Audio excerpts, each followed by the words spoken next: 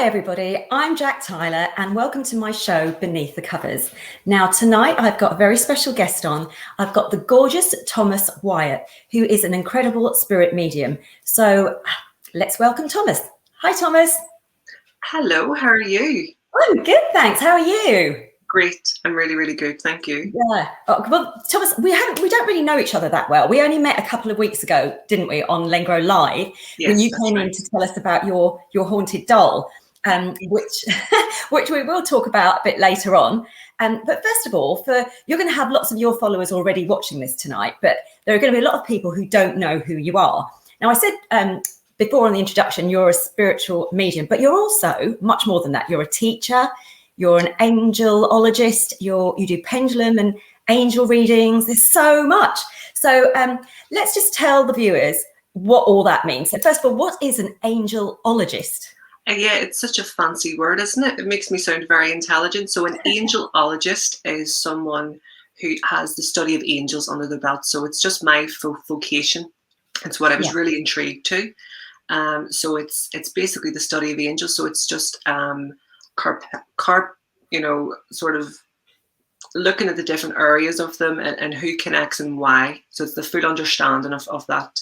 But yeah, I do lots of stuff. So I teach as well. I do a lot of mentorships and help people develop their skill, their mediumistic skills and their psychic abilities, which is where the pendulums come in, which is where the cards come in.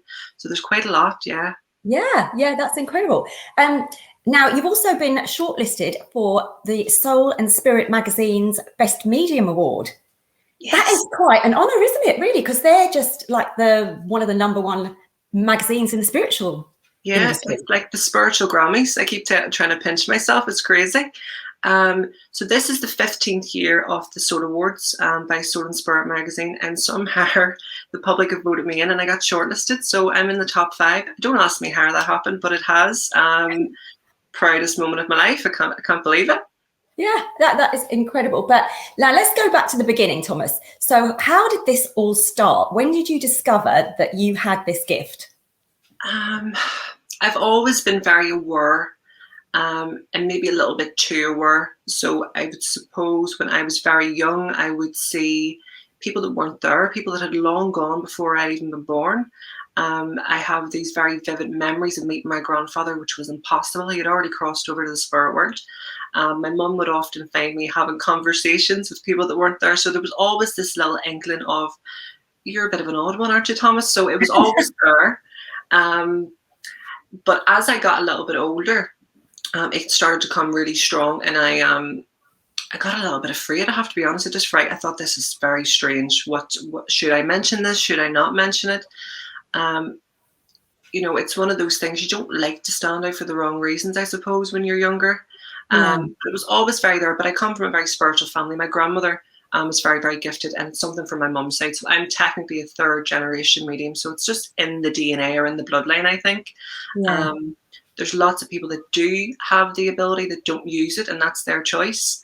I do have an aunt who's very, very gifted, but she requires a little touch of vodka to get her going. Where I don't mix the two spirits, so I don't do that. But yeah, it's definitely within the family tree, let's just say. Yeah. Now we can tell from your accent that you're from Northern Ireland. Yes. So let's go back to when you were a child. What was family life like? So have you got brothers and sisters and? Yes. So I'm one of 4. So I have 2 older sisters. I have the oldest of us is Elaine. She'll not like me saying that she's the oldest, but she is the elder.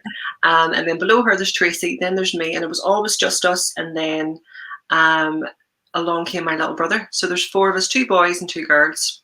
But yeah, I'm from Belfast, so I grew up in Belfast. Very, very normal upbringing. I lived in a council estate. I suppose it's just an ordinary boy with an extraordinary dream that somehow it has came to fruition. I know we're not done yet, but it feels like we're getting somewhere. Yeah. But yeah, there's 4 of us, and just a really, really normal upbringing. I did have my spiritual awareness, but it was very, very much the same as everyone. Beans on toast, when there's no money coming in, all that sort of stuff. So a very, very humble beginning. But yeah, I'm still in Belfast at the minute. Not far from where I grew up, which is so strange. some of my mum's relatives live really close to me, so it's like I'm back where I sort of was born. Really, Yeah, that's it's lovely nice. though. Yeah, that's really good. Now, you lost your mum and dad, didn't you, at a very young age? Yes. What was that like? So, Daddy passed away in a really bad car accident when I was 6. I don't want this to be morbid. I'm so sorry. And I should have been warned. I would cry at an Andrex advert, so it's not you asking me. Feel free. This is up close and personal, so people want to get to know the real Thomas. My daddy passed away in a car accident when I was 6. So my memory with him is few and far between. I have little small memories, but it's unfortunate that the memory I have is the banging on the door. The banging on the door to tell us that he'd been in an accident, and it was my grandfather who had to come and break the news to my mum. So basically, sadly, maybe thankfully, he didn't suffer, that he passed on impact in a car accident when I was 6. So that's the long memory that I have, is sadly not a good one. And there's very few pictures of my daddy, which is strange. I don't think he was very camera happy back in the day, so there's not a lot of pictures. But we're polar opposites. My dad had like a bald head, tattoos, this big, man's man, and I couldn't be further from that. But he really embraced me as a kid. Like, he would put me up on tables, and I'd be the one doing jazz hands and wanting to put on shows, and he really, really loved it. But yeah, I lost Daddy when I was 6, and it was really, really hard because I didn't understand. I think when you think back to when you're 6, you don't really understand life, of course. But then all of a sudden, your life has to change automatically. No choice. So it was a very hard time, and I remember being very angry as a child. I was very angry. And I suppose looking back now, that's grief, isn't it? Really, when you look at the stages of grief. So it was difficult. I wish, I know he's with me always, and he watches over me, but I wish I would have had the opportunity for him to see how I turned out. That I think I'm doing okay. I feel like I'm a good person. I try my best. We all have grumpy moments, but I hope that he would be proud of me. I really do. But yeah, Daddy's gone 21 years. Wow. Yeah, but it's strange, isn't it? When you say it like that. Is there a big gap between you and your sisters and your brother, or are you quite all at the same sort of age, so you could talk about? My 2 older sisters, they're quite close in age. There's a few years between them, and then Mum and Dad didn't have any children, and then they had me. So there's 11 years between me and the oldest.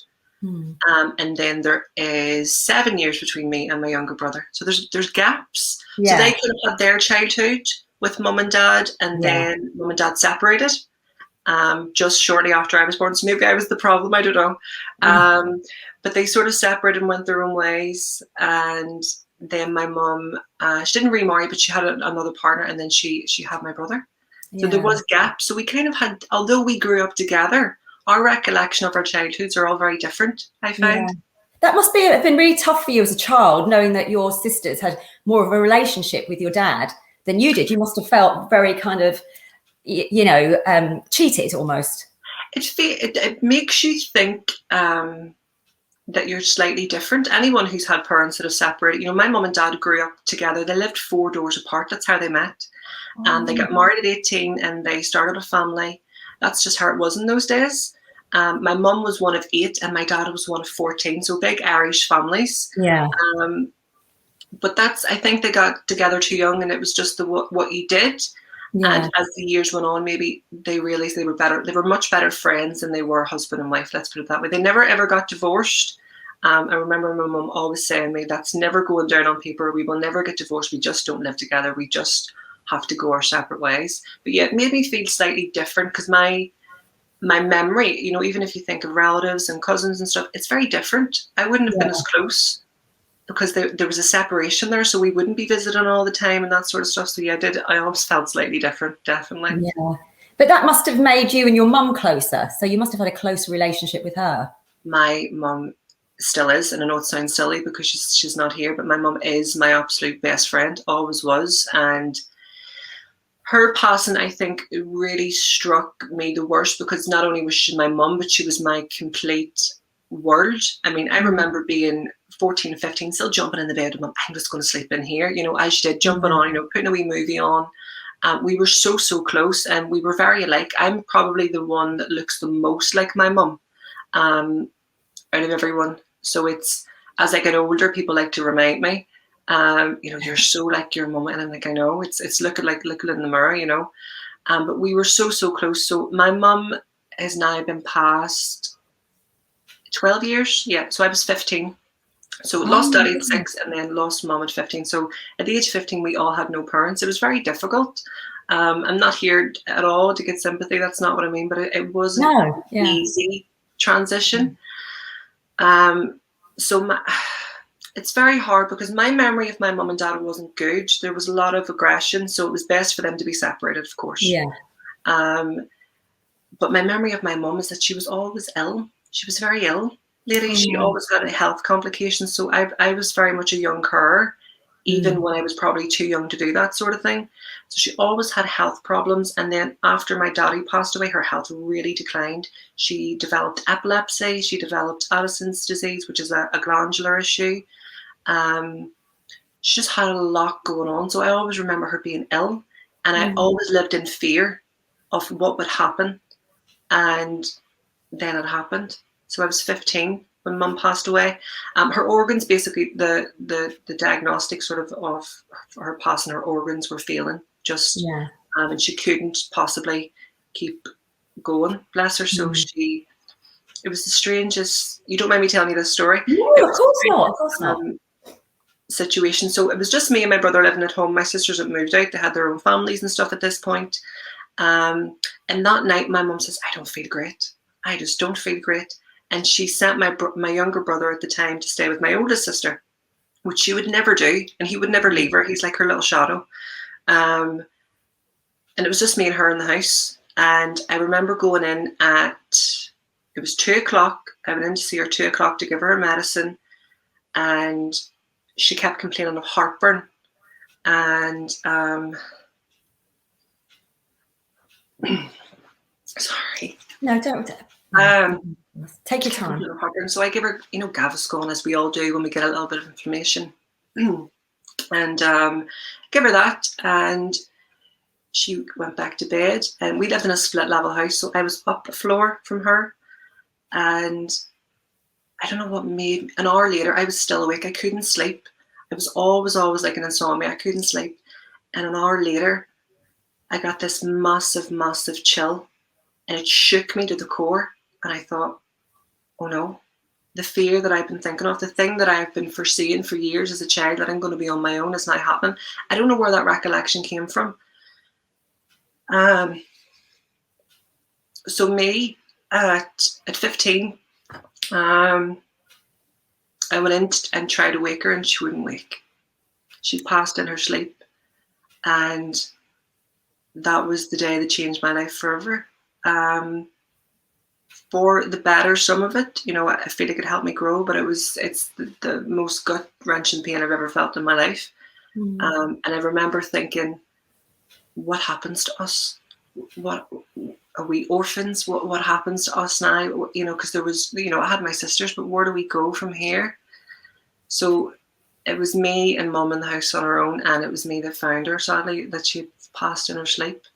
And I always kept thinking, if I had just stayed in the room, would it have made any difference? I don't think it would have now. But when you're a child, you kind of think of these things, don't you?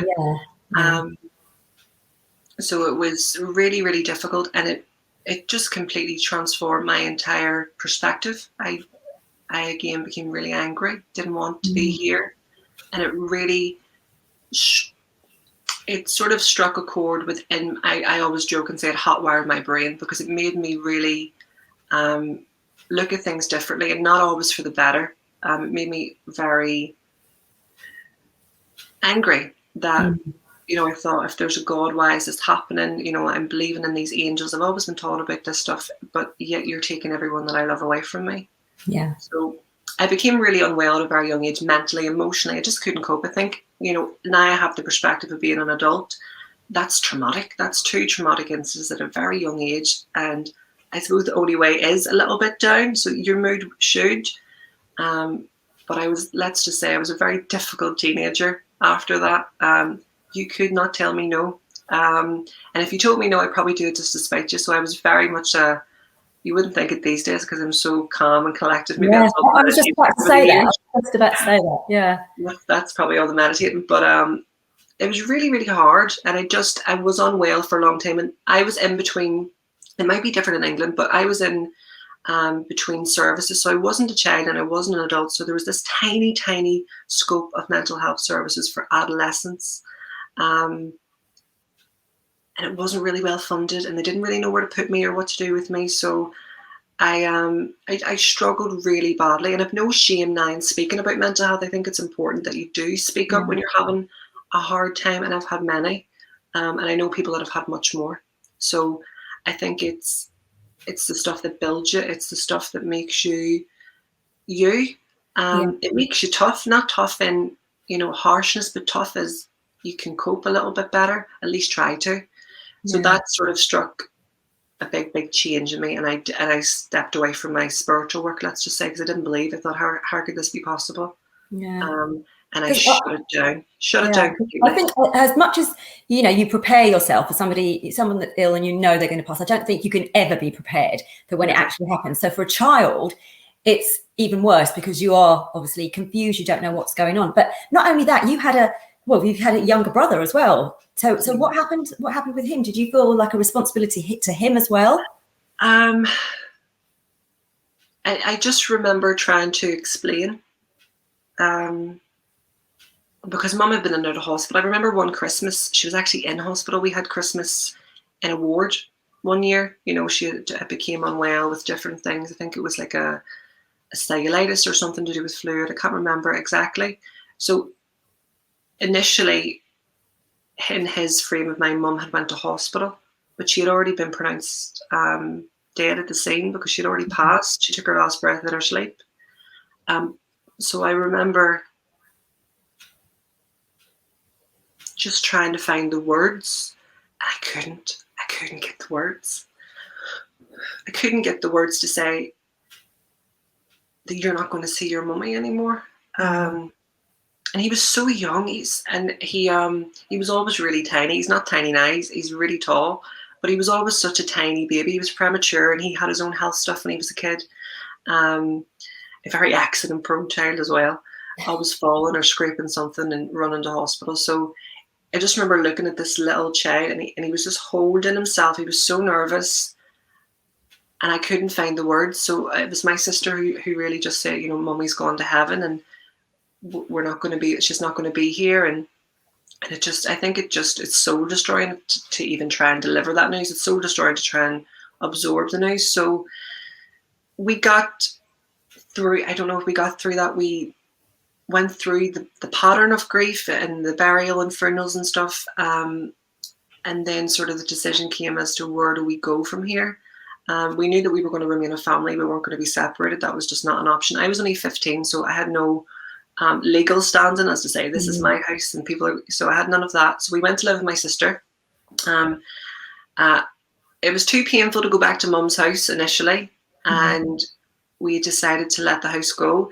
In the process of that, my grief, I then decided I wanted to keep the house, but it was too late. Just a lot of confusion. I'm sure you can understand too. Whenever you've lost someone, you can't think clearly. No. So we went to live with my sister for a few years. There was my sister; she had a daughter, and there was me and my brother. We lived in a 2-bedroom house, and it was tiny. Jack, I'm telling you, it was tiny. One bathroom. It was chaos. Trying to organize schools, buses, all that stuff. So it was tough. And then we got another house, slightly bigger for all of us. That we had our own space, so we lived together for a little while, and then about 3 years, just over 3 years, and then when I turned 18, I went and got my own place. I thought, this is it. This is me. I'm gonna take over the world now. I got this over expensive apartment that I couldn't afford. Working all these hours. At that time, I went straight to work at 16, so I went straight in because we had no money. So I went straight to work in healthcare, and I was an auxiliary and care assistant and worked my way up. So long story short, yes, lived with my sister, and then I moved out at 18, and then my brother now lives with me and has done for the last, feels like a life sentence sometimes. I love him, but he's hard work. Yeah, my brother lives with me, so he's my stick and plaster, absolutely. Yeah. Do you find it helps having such a huge family? I mean, is there a lot of support? I say this all the time, actually, when I'm working with people. The hardest part of grief is the silence. So when something really traumatic happens and you lose someone, your family are there. Of course they are. They're there. Do you need something to eat? Do you need me to do this? There's lots of organisation that takes place whenever you lose someone, because the people that have been immediately affected can't think. And that was us. We were blank. We didn't know didn't even know our names probably, half the days. Yeah. So we do have a big family and they all rallied around. But for me, the hard part is the silence. It's when people go back to their lives. Exactly. And then you're left with the void. Yeah. So I'm grateful for that, but I'm also, it makes it harder when then you have to face the fact that this is how your life is going to pan out. This is where we are right now. So you need to accept your fate. And that's a hard one, I think, for a lot of people to sort of accept that this is the truth, isn't it? Yeah. And so when, after your mum passed, when did you feel the connection with her again? When did you feel sort of she came back to look after you, sort of thing?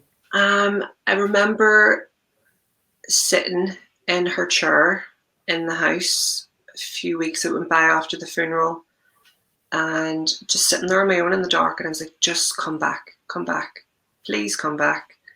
And I remember feeling nothing, and I thought, oh my God, I've had all these feelings and all these senses all these years, and now I can't feel anything. But it wasn't for a few years. It really wasn't. It was, and I remember being annoyed at her, going, why are you not coming? Why is there nothing happening? And I would do seances and different stuff, but she just, very stubborn lady, let's put it that way. She just wouldn't come. I wasn't ready. I think if she had appeared or given me a sign or a symbol, it would have brought me straight back to the day I'd lost her. It was too raw. And 12 years later, it's still too raw.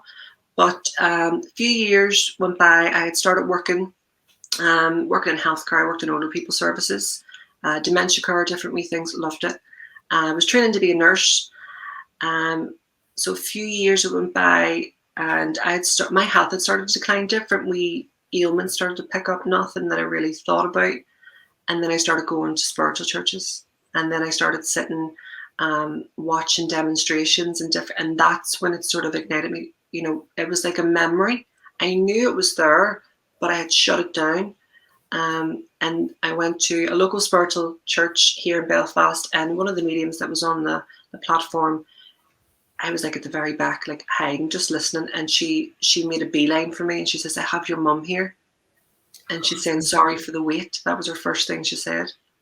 So I knew instantly, and then I was in a ball of tears, of course, because I'm an emotional wreck at the best times. But that's when she first came. So I want to say in and around 21, probably. So from 15 to 21, life was crazy, life was chaotic, but I didn't feel or sense. It was straight. I felt abandoned. That's the truth. I was actually angry. I felt like she had left me behind because I didn't fit in here. Yeah. Do you think then, for other people that have lost people, when they go to meetings or they go, to shows or whatever, and they're desperate for their loved ones to come through, and sometimes they don't come through. Do you think that could be because they're not ready? Oh, absolutely. Right. Absolutely. I feel as though we think we know what we want or what we need, and they know better, especially if it's your mum or your dad. But I just believe this now, having studied this vocation so many years later, that the spirit are very intelligent. So even though you believe in your heart of hearts that it's aching and all you need is a message, all you need is a sign, to do that too soon would reset your entire growth, reset your entire progress. So I needed to grow. I needed to live and experience life so I could handle hearing a message from my mum. But you're very right. A lot of people feel abandoned the way that I felt. I thought, no one loves me. Why is no one coming through?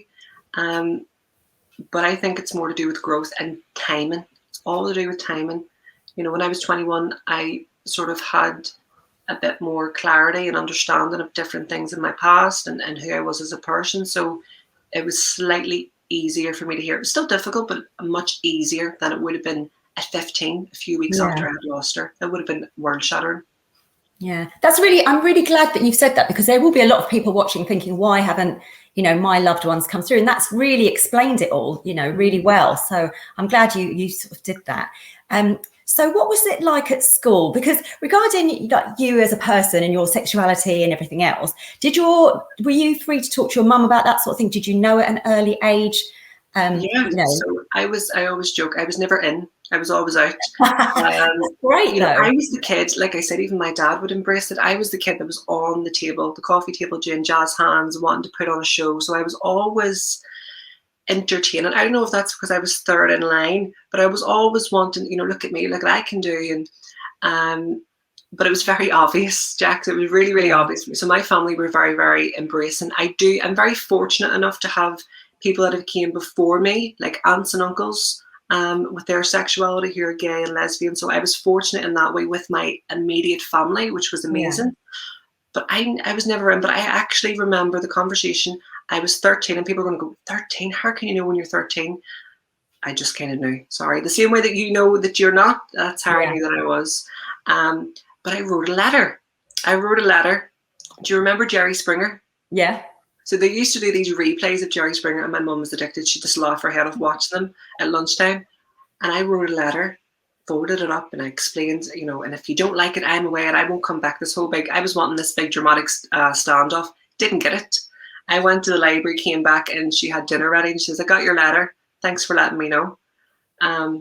And that was it. And she laughed. She says, if you're looking some sort of tug of war, you're not going to get it from me. I don't care who you are as long as you're a good person.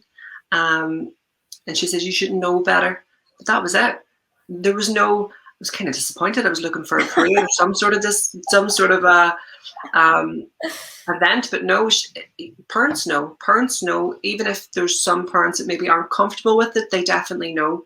School was not a good time. Being spiritually aware and gay, and at the time I was a little bit plumpy, so I'm slightly bigger. So you add all those into the mix. I wore glasses.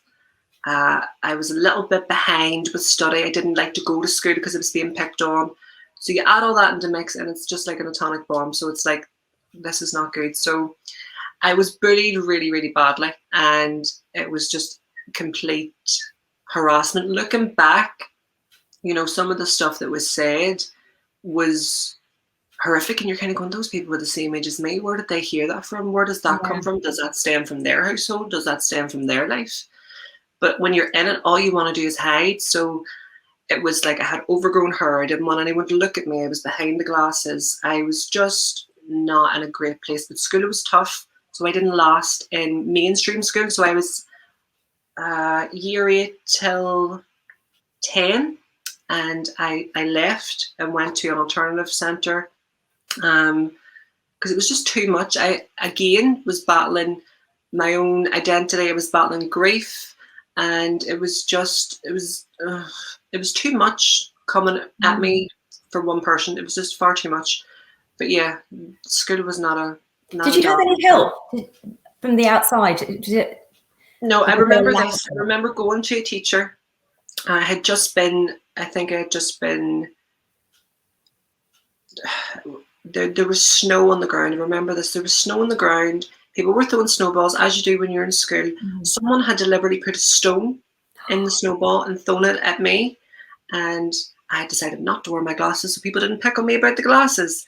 And that day, the snowball hit me right in the eye and tore the eye. So I remember, not to make fun, but blindly looking for a member of staff. And I says, excuse me, sir, they've just thrown a snowball. I think there was something I can't open my eye. And he said to me, you know, this is never going to stop unless you change. This came from a teacher. And I'm like this, crying, in my little blazer. And I thought, there's no one here that actively wants to listen. There's no one here that actively wants me to be here. He was more disappointed that he had to bring me to the emergency room to have my eye checked. Yeah. But even when I was sitting there, he was so abrupt. He was so, the vibes, he just didn't want to be there. So that stuck out for me. And no, I just remember lots of times trying to get someone to listen or say, look, this is not right. They're just making my life a misery.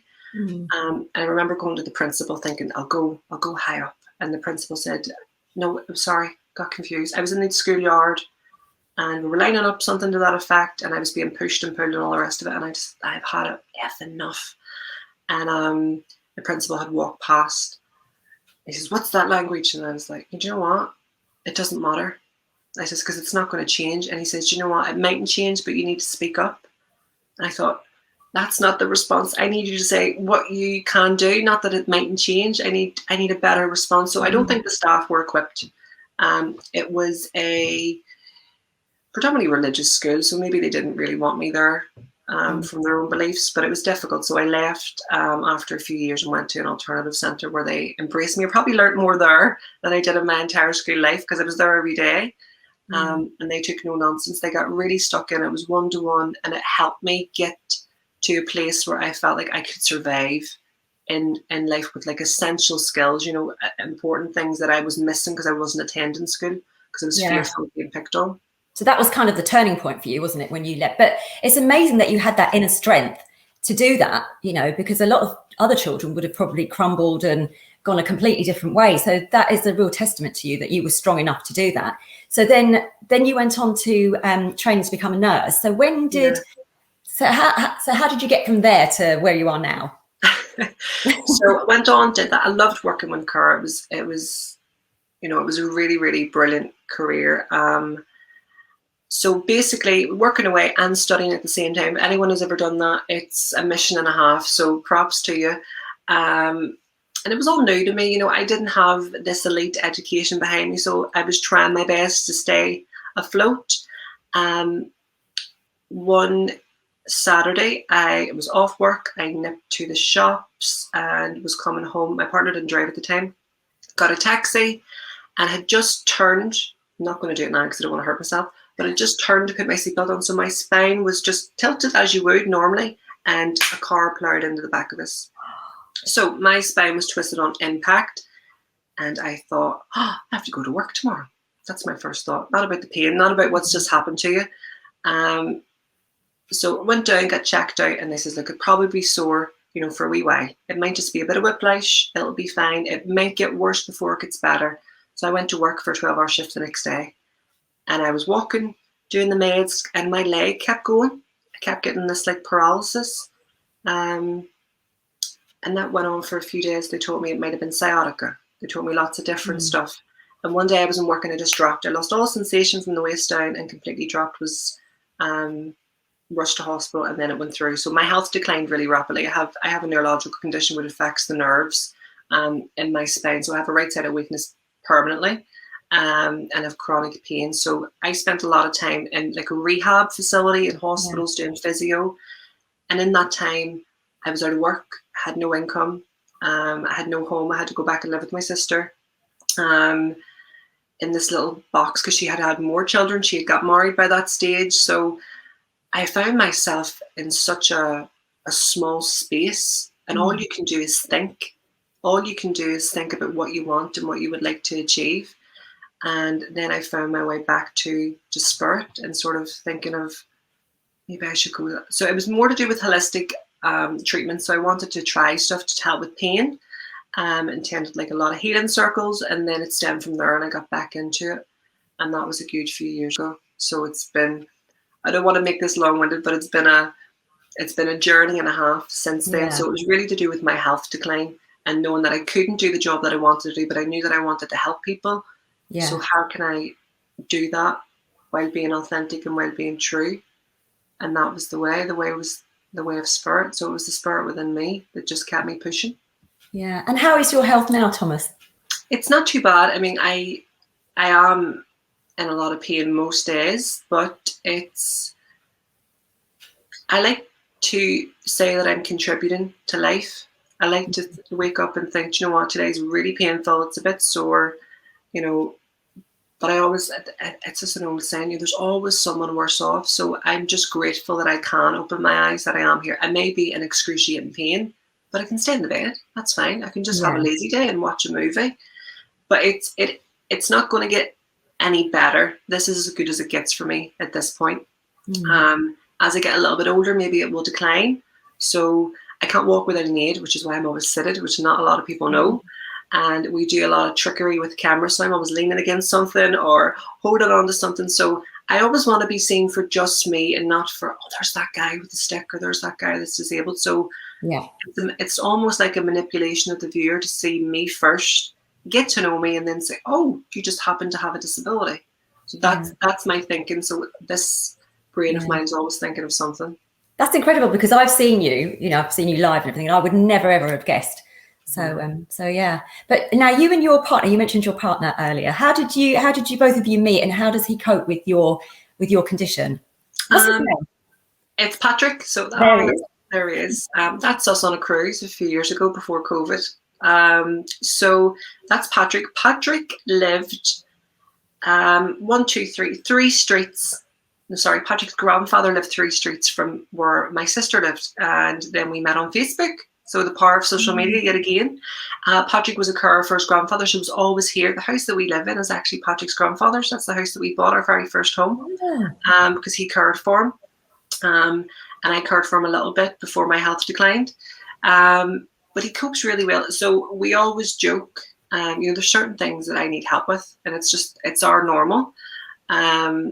So you've heard of Harlem Woof, I'm sure. It's a big thing here in Northern Ireland. The big cranes, the big yellow cranes. Oh, no.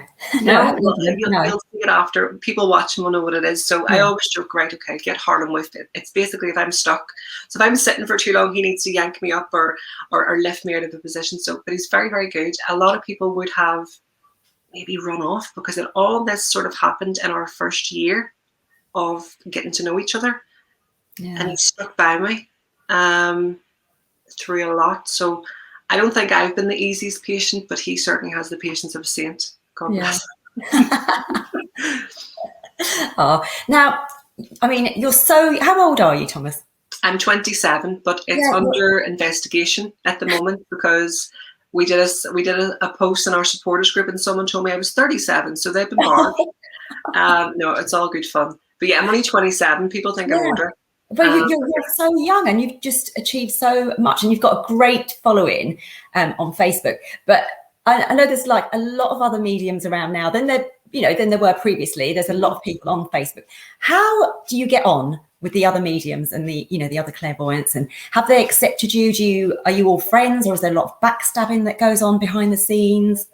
Well, not that I know of, and this is maybe me being like oblivious. So I believe that there's enough spirit, there's enough work in this world for everybody. I believe the more people that are doing this, the better, the more accepted it's going to be, the more understanding. It takes away the element of fear, it takes away the confusion of what this work actually means. Heart and heart, what you're doing, whether you're a clairvoyant, a psychic, or a medium, you're trying to heal someone from any area that you possibly can. So the foundation will always be healing and hope. So if you work in the light, you don't need to worry about what happens in the shadows or the whispers. I personally haven't experienced anything negative. Like I'm not, completely oblivious. I'm aware of some things. I know what's going on, but I don't let that in, because that's not me. That's a secondhand emotion that I don't need to accept. That's someone who has formed an opinion of me that doesn't know me, really. But I can assure you, the majority of people in the spiritual community are very spiritual. There's a small clock and flock of few that are not. So I don't take part in competitiveness. Do I have angsty moments where I'm thinking, oh, I can't believe that's happened? Yes, of course, I'm only human. I'm not a robot, but predominantly I like to see people doing this. I like to see people either, it might sound strange, but bringing a tear to someone's eye is a form of relief. They're releasing something. So I do enjoy watching others, and I think it's fantastic. I mean, even if you look at the Derek Okora page, the people on there are phenomenal. We have Claire, we have there's Sarah May, there is David, there's loads of people. Well, to explain about the Derek Okora page for those that don't know about it. So I'm part of the Friends of Derek Okora project. So the Derek Okora page is now run by his lovely wife Gwen and his lovely team, and it's now his memorial page. So all his fans from around the world, because he has such a huge career, still get the opportunity and the chance to receive readings. So we will all jump on. We have a schedule where we do live streams for free readings, and we interact with fans from all across the world. So there's myself and there's a bucket load of other people, and they're all sort of handpicked and vetted through Gwen. So she has the final say of who comes on the page, and thankfully I stumbled upon the page and now they're stuck with me. I'm not leaving. I'm a squatter. But it's a really, really good place to be. Yeah. Now there's a difference, isn't there, between clairvoyancy and being a medium, and a lot of people don't know that some people aren't both. Are you both, or are you just? So I would be classed, if you wanted to put it down on paper, I would be classed as a psychic medium. So I work with the earthly energy, the potential of things to come, the past, present, all that sort of stuff. And I work mediumistically, which means the spirit. So I'm a psychic medium. So the medium just means the middleman or middlewoman. It works between the two words. So I would do both. But yes, there's people who are very highly trained in the psychic realms, and they have a very strong intuitive gift. They can tune into every area of your life, but they don't work with spirit. They don't need to, because this is their journey. Yeah. And then there's other people that just do mediumship and don't have any tools or cards or crystals. And then there's people like me that do a wee bit of both, just to give myself some extra work, Jax, Yeah, I do both. Yeah. So you've got your Facebook Lives, but are you going to be going out on tour?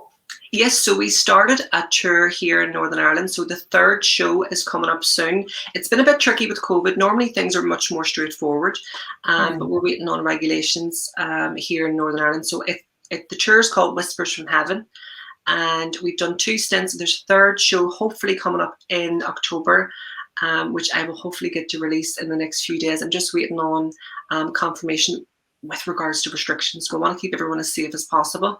But the plan is to start here and then move across to England, because there's quite a lot of fans on the page from England. There's quite a lot of fans everywhere, but I wouldn't be able to do a worldwide tour. I don't think I'm there yet, but I can certainly do the UK and the south of Ireland. So if people want to find out about your tour, do they just go on your website? So they can nip on to my website, which is thomaswyattmedium.co.uk, or they can just join the Facebook page. So the Facebook page is just me, Thomas Wyatt, and you'll see it. It's all there. And we do lots of giveaways on there too. So it's a nice group of people. I've been very fortunate. I don't have any grumpy gills so far. So I've been very, very fortunate. So when you go out on these tours, Thomas, what happens afterwards when you're staying there? You did tell us a funny story backstage about your fans. Is there anything you can tell us, any funny stories about coming into contact with your fans? The tours are brilliant because you get to interact with people. One that you've maybe known online, and you see this wee tiny dot and all you know is their name, and then they come and they see it. The thing with my fans at the minute is, I don't know if they own shares in Amazon, but they bring buckets of presents. They bring everything. Like, I'm talking handmade stuff.